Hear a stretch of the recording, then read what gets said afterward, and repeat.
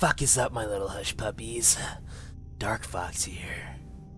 So, one of my little hush puppies named Camo sent me an email asking me to read a creepypasta fanfiction. I'm not quite sure if he wanted a fanfiction or a creepypasta, but we're doing both. A creepypasta fanfiction. Now, I wouldn't normally read these because they're not fucking metal, but I think it would be a form of torture to listen to and for me to read. So, let's fucking read it. I hope you hate it. I might read a real horror story sometime later, but for now, going in with Wattpad, the most evil of places. So, without further ado, we're reading JeffTheKiller X Reader. Warning, sexual content ahead. Broken family. Tick, tock, tick, tock. You are drowning in silence, sitting at the long dining room table, looking at your food, trying not to make eye contact with your family. The large, old Bang clock was ticking as the metal tongue inside it moved side to side, like it was trying to speak. Your family corrupted with gold and money as they slowly ate their food with silverware. You lived in a family tortured by their own doing, which consisted of your older brother with a drug addict, a man whore, also known as your father, and your mother who abuses you and drinks your sorrows away. You hid behind your doll faces, trying not to gain attention from your mother and father who wished you weren't alive. The outside world betrayed your family as a perfect dollhouse, filled with beauty and love. They were mistaken. You knew everything about your family, but didn't care for them in the slightest. For example, you knew that your brother sheds blood because of his addiction, but blood still stains when the sheets are washed, and your father cheats like there's no tomorrow, but sex don't sleep when lights are off. Last but not least, your mother was drinking her life away thinking about her family, but syrup is still syrup in a sippy cup. Yes, no, your mother yelled in a drunk tone. Yes, mother? Said, acting sweet so you don't get another beating, but that never stopped her. Don't mother me. Get me more wine, she screamed. You got up from the table and curtsied as delicately as possible, not wanting to anger her even more. You walked into the kitchen and climbed up to your mother's wine cabinet and pulled out a bottle of red wine, which was her favorite. Here you go, mother, you said, wanting to drink it all, so she passes out and doesn't hurt you. You expect me to pour it myself? Do it yourself, slut, she yelled while hiccuping from the liquid on her breath. As you wish, you said, gritting your teeth together, trying not to smash the bottle over her head. You started pouring the wine into her glass, making sure to pour it up to the very top, just the way she liked it. You pulled the bottle up, but accidentally spilt a drop of red wine on the white tablecloth.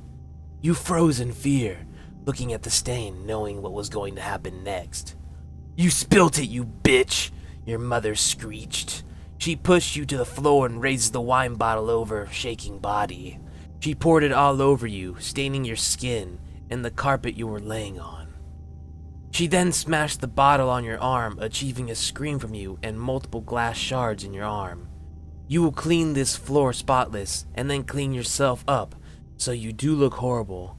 If you do this again, you're dead. She yelled as she stumbled into the kitchen to get more alcohol. You cleaned up her mess and started stumbling to the bathroom to clean up and apply stitches to your glass wounds. Wow, stitches? That's pretty fucking metal for glass. Anyways, you washed up in the bath using the cold water your family have so generously left for you, slightly wincing in pain as the soap went over your cuts. Just a quick interruption here. I'm reading it as is, so if it doesn't make sense, that's not my fault.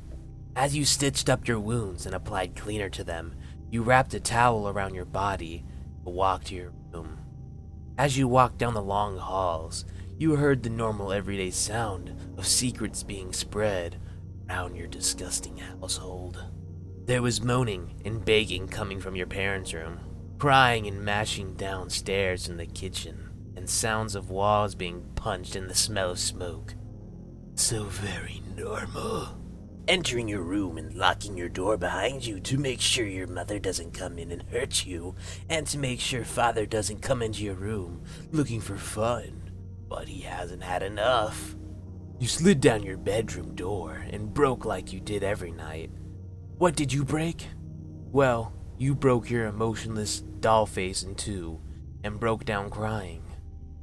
You have become a very emotional person through all this abuse and emotional pain. You had to hide it by laughing through your tears. But you couldn't hide the fact that you were a crybaby and were drowning in your own depression. You got up from the floor and got into your bed, hearing your mother crying and sliding across the wall toward your room.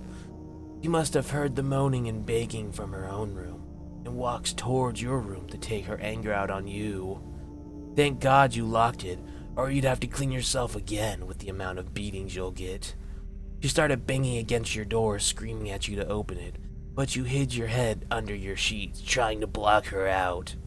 Y/N. Open this door right now. She yelled, hitting your doors again. She stopped hitting the door and walked away, too drunk to realize what she was doing. You tried to get some sleep for tomorrow, because it was another day of abuse and blood and lost love. Wished to ask for someone's help, but you know that if you did, you'd be smashed to pieces by your mother. You tried to explain, but before you can start, your crybaby tears come out of the dark. You curled up in your sheets and closed your eyes, entering your mindscape of imagination, shedding a single tear, washing the slate clean for tomorrow. You woke up early to make yourself breakfast so you get to eat today.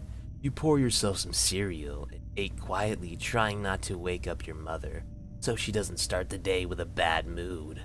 Your brother walks downstairs, ignored you as he walked past you with the stench of drugs and blood. He just didn't want to put up with your family as much as you, but he's slowly killing himself for it. He probably thinks better me than him to get abused, but I'm not sure he thinks at all anymore. It's like a zombie. Finishing your cereal and washing up the bowl, you start to make your mother and father's breakfast. Your mother walks down the stairs not remembering a thing from last night, and sat down at the table, putting her hands in her hands, trying to get rid of her never-ending hangover. Your father then walked downstairs, his hair all messy, with bite marks down his neck. Your mother looked at him in disgust, which got you thinking, why didn't you get a divorce if it hurt her so much? Then the answer hit you. He's probably staying for the money. I mean, how else is she gonna pay for all of her alcohol? Honey, your mom said with a frustrated tone. Yes, mother. Can you make Mummy a coffee and put some scotch in it? You didn't waste a second on the food any longer. You made the coffee and opened the cupboard, scouting for the scotch flask. Looked at the scotch flask, then over to the rat poison. Then back to the scotch, grabbing it and pouring the whole thing in. I can't believe I thought about poisoning her. Well, if she was dead, you wouldn't have to deal with her shit anymore. But then you would have to kill the whole family. Stop thinking about it. Get the day over with. You were already mentally scolded enough, but you hushed your demonic thoughts. You put the coffee in front of your mother, curtsied so you didn't get scolded. She sipped the coffee and went back to her grieving, while you walked into the kitchen to grab their food. You placed the food in front of your father, who smacked your ass in a perverted way without your mother noticing. You didn't know how to respond, so you stayed with shock and moved away from your father, not wanting his type of fun. Is that enough scotch, mother? You said, placing the plate of food in front of her. Of course not, but now it's fine. You said, angrily shooting you away. You were walking back to the kitchen when your father smacked your ass. You turned around and glared at him. Don't you dare touch me like that, you do to your assistants, you screamed. This gained the attention of your mother, and she glared at her husband, then you. No wonder you didn't open up your door last night, she said. You lit up with joy. Your mother actually listened to you for once. "You're the fucking slut that's fucking my husband," she screeched. You stood there, shocked for dear life, seeing the rage in your mother's eyes. "No, you're wrong. I would never do that," you said, raising your voice. She looked at you with eyes of sorrow, but then it was taken over by pure rage. "How dare you speak to me, you whore?" she yelled back. Your father got up from the table and walked past you, winking in the process. He planned this. You were too angry by the fact that your father enjoyed seeing you hurt, but he did this on purpose. That you didn't realize that your mother was behind you with a silver knife. She stabbed your back, making you scream out in pain as you fell to the floor. You were helpless. You couldn't do a thing as you shook, waiting for the next wound to be made. She stabbed your shoulder blade, next, making you scream out, calling for help, but you knew no one was gonna help.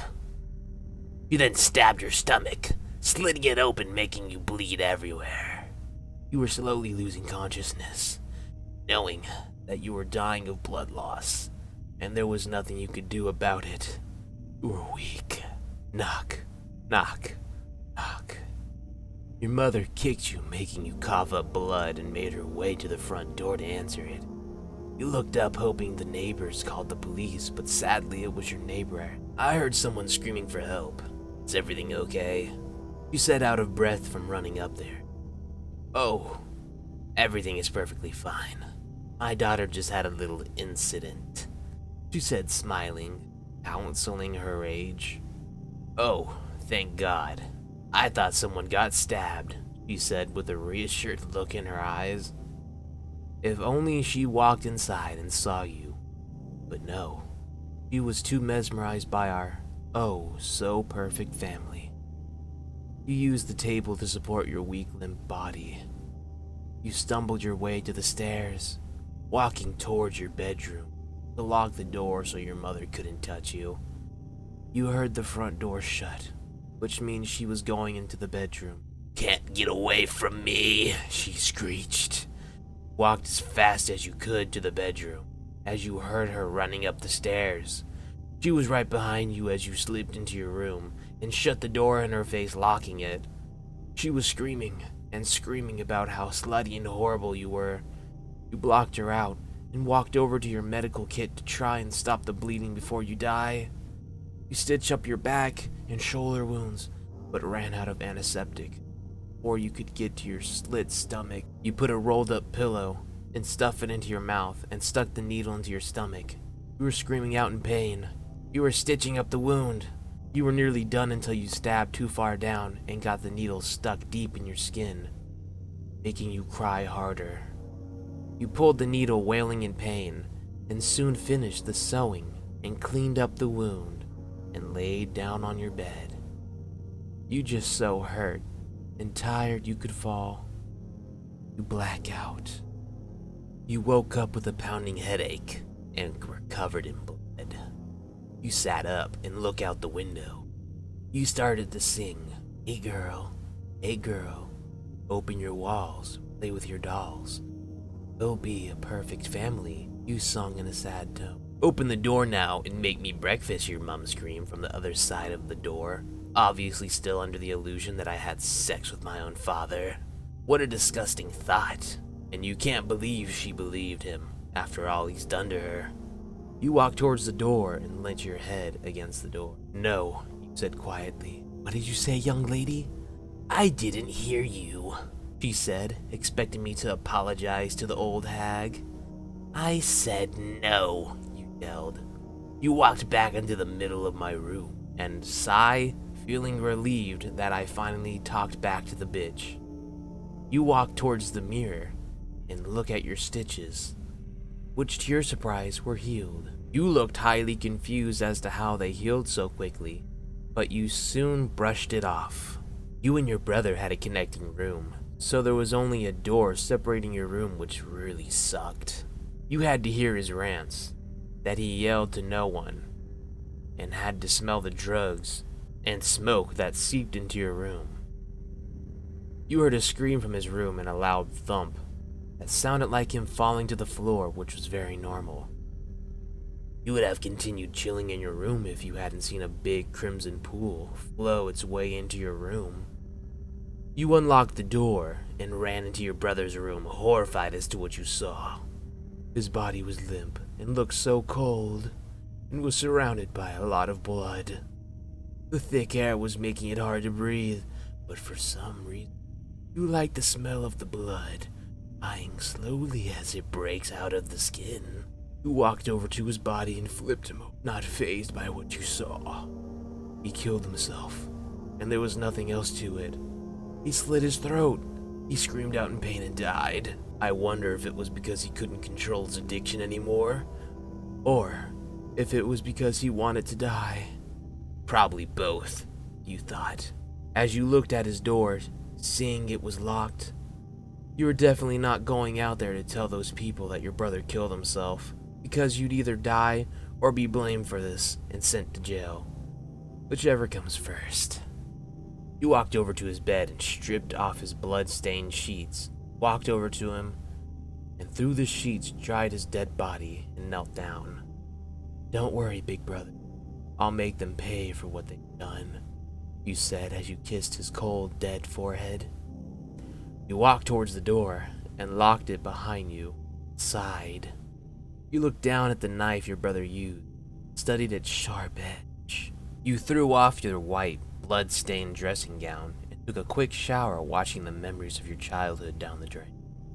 You got out of the shower, opened your closet, taking out clothes to wear for your plan. You're going to run away and never come back to the horrible place. But first, you're going to murder your family. You pulled on black jeans, black combat boots, and an F/C hoodie. You put the knife between your underwear and your jeans at the back. Pull your hoodie over it. Walk out of your door, first heading to your father's room for a little fun. You have snapped and there's no turning back. No mercy. Definitely no sanity. You entered your father's room, seeing him getting ready in the bathroom to fuck his puppet, make her beg for mercy. But as I said before, no mercy is allowed. The girl noticed you standing there and looked worried that she had been caught at the starting of the act. She tried to make it seem like it was work-related, but thinks I'm that stupid. "You must be Mr. L/N's daughter. I'm his sex slave. I know who you are. I'm not stupid," said with venom in your voice.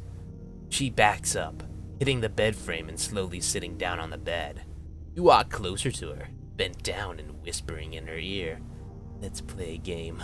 I'll go first," you said, laughing like a maniac. "Tag." "You're it," you yelled, slitting her throat. You would have made it more brutal, but you had a time, and don't want to be late for that very important date. Hold her disgusting, unclean body off the bed, so that when your father opens the door, he won't see her, but he'll be with her soon. "Are you ready?" your father asked in a seductive tone, referring to the woman you had just killed. He walked out of the room completely naked, ready to pounce the girl. But the girl he saw was not what he expected. "I can't wait," you rubbing your hand up your Y/N. He said in a shocked tone. "Don't be shy. You're the one who wanted me so badly," she said, trying to get him on top of you. "What a naughty girl. I might teach you a harsh lesson," your father said, jumping on top of you. You pulled the knife out of your hiding place, making sure he didn't see, and wrapped your arms around his neck. "I do owe you something, and it isn't what you're looking for, but it's what you gave me anyways," you said, smiling. "A stab in the back," you said, plunging your knife into his back. Hearing his screams made you hungry for more blood. He ran for the door, but you threw the knife at his hand before he could unlock it. He screamed out in pain and stayed, still not want to cause more pain. But that won't help. You pulled out the knife and pushed him to the floor. You sat on top of him and stabbed him 5 more times. "That was for brother," you yelled. He was starting to stop breathing, so you went on to the end of the game. put the knife to his neck, started cutting slowly, chopping his head off and ripping it off his neck. You pulled his head off and left his dead carcass to rot with his beloved skank. You opened the door and yelled down the stairs, "I'm coming, Mummy!" You walked down the stairs, wiping the excess blood off your cheeks and thinking of the best way to kill your mother. Made up your mind to bleach her insides, then chop her up into pieces. But first you need to show her your present. Mother cooed into a lovingly sarcastic way. "Is the little doll done playing with her dollhouse?" Your mother replied from the kitchen, drunk to the bone. "No, I'm not quite done yet, but I brought you a present," you said, walking into the kitchen, hiding your father's bleeding head behind your back. "Oh, really? What might that be?" she said, starting to get pissed off by your attitude. "Well, you know how you said father's head was always stuck in the gutter?" you said, smiling evilly. "Oh, shut up and tell me already, slut," she said, getting up from her chair, limping towards you like the liquid was pouring out of pores. "Well, I cut it off," you yelled, laughing like a maniac and chucking the rotting head at her. She froze in fear, and now she was the one who was helpless, which you liked very much. "What have you done?" she said, stuttering, trying to act tough, and tried overpowering, like nothing happened. "He didn't love you. He lied with those words," you said angrily, "that she didn't appreciate your wonderful work." She just stood there, looking at her husband's head as it bled out onto her shoes. You pushed her down in the chair she was sitting in previously, and strapped her in the chair with some rope you found in your father's room. She didn't move. She was paralyzed by shock. You walked to the cabinet and opened the cupboard with the rat poison and bleach. You pulled the bleach out and closed the cabinet door and walked back over to your mother with her eyes tracing your every movement. "Mother, since you like drinking so much, I thought you could do with a change of flavor," you said, bringing the bleach bottle up to her eye level. You opened the bottle, lifted it, ready to pour it into her mouth, but she didn't move. You started pouring it down her throat, and you didn't stop until you finished the whole bottle. Your mother started screaming and shaking as the pain kicked in. She started to scream. "What did you do?" she screamed, trying to claw at her throat to create a way to release the pain. You ignore her question and looked at your knife, realizing it wasn't thick enough to cut through a lot of bones. You walked to the kitchen drawers and opened the cutlery drawer and pulled out a thick, razor-sharp butcher's knife. Your mother's eyes widened, terrified, but still squirming because of the bleach burning of her inside, slowly killing her. "Mother, you cut me up into pieces and threw out my freedom, so that's what I'm going to do to you," you said with an expressionless face. Your mother screamed again, trying to move the chair, choking her in the process. You bent down in front of her, raising your arms in the air and slamming it, don't in her ankle, cutting off her foot. You did the same with the other foot, making your way up her body, cutting off limbs. You chopped off her knees down, then her waist down, then the chopping her in half. Blood was flying everywhere and it felt good. So good you just couldn't stop making beautiful artwork. Your mother soon died, which made you sad. You had no one else to kill. You calmed down, dusting off some insanities so you could at least act normal when heading outside. You walked upstairs in the still silence and made your way to the laundry to wash your clothes and have a shower. You're only washing up so when you walk out and be seen on the road, that no one will call the cops. You ran the warm water and let it drip down your body, relieved that you were finally in control of your own life. You started to sing a song. Apparently I'm supposed to play a song because it says play song now, but I don't. I don't know where it is, so we're just gonna move on. Hey girl, open the walls, play with your dolls. We'll be a perfect family. When you walked away, it's when we really play.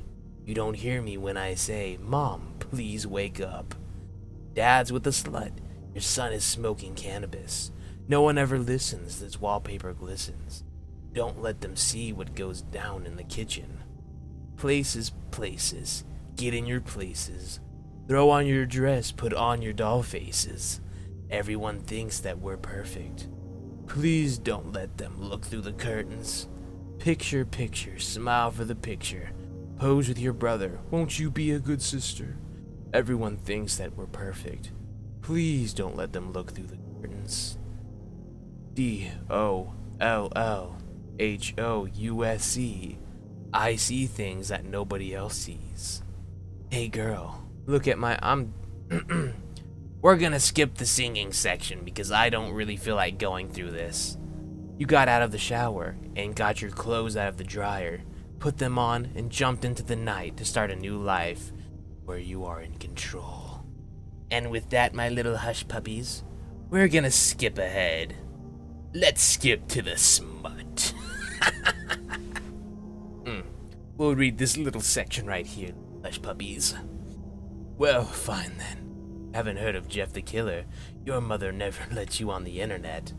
You're a creepypasta, right? You said, looking at the floor, recalling all the creepypasta stories your grandfather told you. Are they real? So you do know me. And to answer your questions, yeah, I am, he said, looking at your face, reading the emotion. Now, we'll skip ahead again. This story is extremely long. I am heavily surprised. I've been reading for nearly 30 minutes. Alright, yada yada yada, you have a crush on JeffTheKiller. Next, let's get to the fucking smut. Okay, well, no smut here.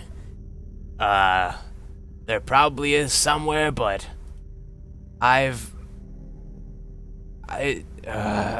just can't find any. So, we're gonna go ahead and end this here, my little hush puppies. I hope that was an enjoyable reading. Too bad that it ended up being so long. We never got to the real creepypasta stuff, and there's plenty of characters.